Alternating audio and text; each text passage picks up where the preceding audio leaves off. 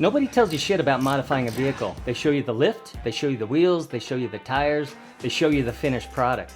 What they don't show you is the next 6 months of your life where you're chasing noises, retorquing bolts, learning software, cutting parts you just installed, and trying to figure out why something that didn't make noise before now makes noise. Modifying a vehicle is not install part done, it's install part, now something else goes wrong, and then you're fixing it over and over and over again. I'm not complaining, this is the hobby. But if you're new to this and you think you just bolt parts on and you move on with your life, no. You just traded in a car payment for a problem-solving hobby. And nobody tells beginners that part. The part where every simple mod creates a new problem, and inadvertently, you just fuck something up. Hey, that was a compliment.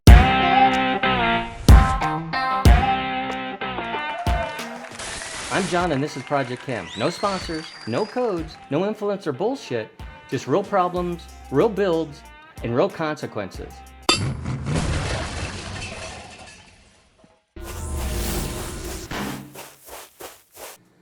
I added a tire carrier. Now when I open the door, squeak.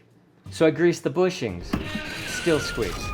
So now I'm opening and closing the door over and over again like an idiot, trying to find out where the hell that noise is coming from. Door check arm, carrier, hinges, I don't know yet. But I do know this, it didn't do that before I hung a 100-pound tire in the back of the door. That's the domino effect. You don't just add new weight, you add new problems.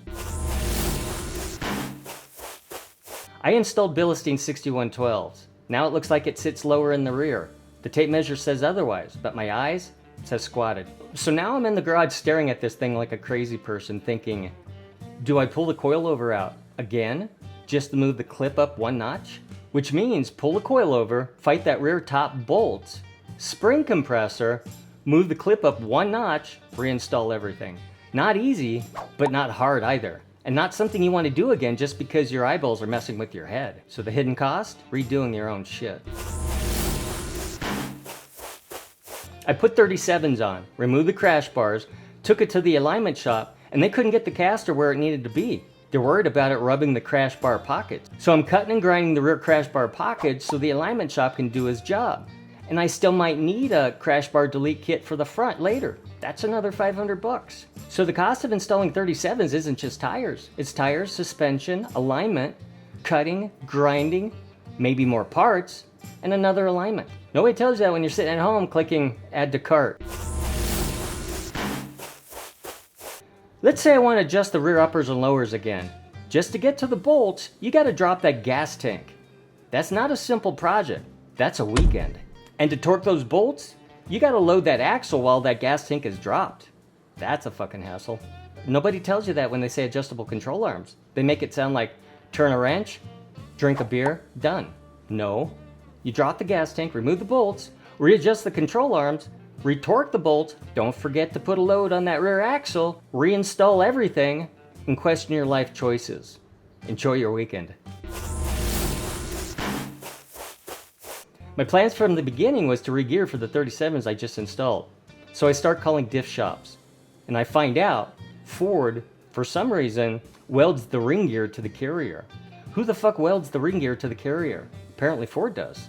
So diff shops can't just swap gears onto the carrier. So now if I want to re-gear, the main option is basically an ARB locker because there's no aftermarket carrier option. So now re-gear turns into lockers, air compressors, airline, wiring, gear install, big money, more complexity. What I thought was a gear swap turns into a full differential build. That's the domino effect.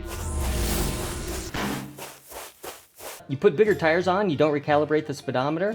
Now it shifts weird, your MPG is wrong, your speed is wrong, and when you think you're doing 40, you're doing more like 45, 50. So I buy the OBD adapter and I download ForScan and spend an hour trying to find out where the hell the tire size setting even is.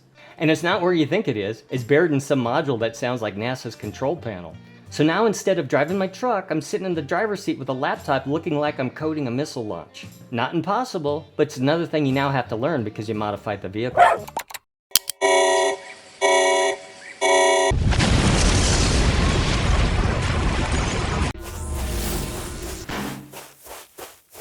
Got the tires mounted before the build. My truck wasn't there. So now I have to relearn the TPMS myself. Again, not terrible, but at some point you realize you're the technician, you're the alignment guy, you're the suspension guy, you're the software guy, you did this. I bought Icon Rebound Pros, great wheels, I love them, but they got like a ton of bolts around the rings. And every one of those bolts, they have an O-ring. And if those bolts aren't snug, slow leak. So now part of owning these wheels is, hey John, you want to come over and watch the game this weekend? Nope, I'll be out in the garage checking a million tiny bolts so my tires don't go flat. Aftermarket UCAs are uniballs. They're exposed, they wear, they can squeak, they can clunk later. OEM stuff is sealed and quiet. Aftermarket stuff performs better, but now you maintain it. Trade-offs. Everything's a trade-off. After all the suspension work, you don't just install it and forget it. You have to retorque everything. Control arms, track bar bracket, tie rods, shock bolts, everything. After 100 miles, after 500 miles, then periodically. You don't install suspension, you adopt it. So this one isn't really related to a mod. I suppose it could be a future mod. But where the hell do groceries go in a two-door Bronco? Heck, I've added tires, suspension, tire carrier, uppers, lowers, you name it. Yet I can't figure out where to put a loaf of bread or my emotional baggage. So now I'm looking at the rear seats like, you don't really do anything back there. You just might get deleted, which I'm pretty sure is a thing. That's another modification.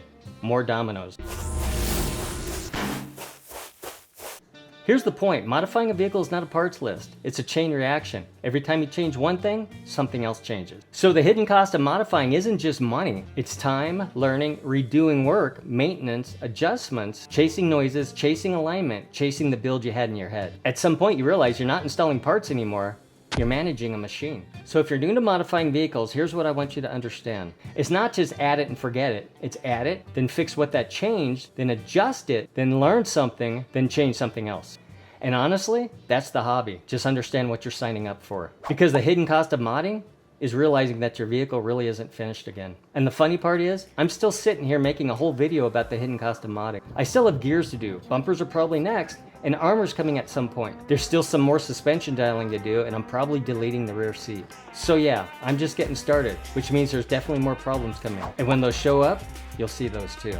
Every mod is a trade-off, every upgrade is a compromise, and every part that you add changes something else whether you plan for it or not. I'm John, and this is Project Kehm.